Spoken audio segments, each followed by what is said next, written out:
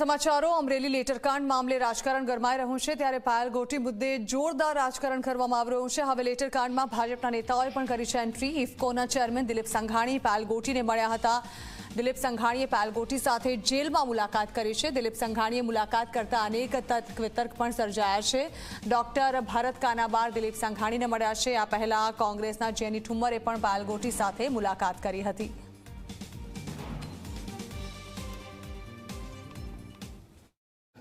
છેલ્લા કેટલાક દિવસ દરમિયાન અમરેલીમાં જે ઘટના બની અને એમાં એક પાટીદાર દીકરીને જે કાયદાને પ્રક્રિયામાંથી પસાર થવું પડ્યું અને જેને કારણે સમગ્ર ગુજરાતમાં પાટીદાર સમાજને પણ તમામ સમાજો વ્યથિત થયા।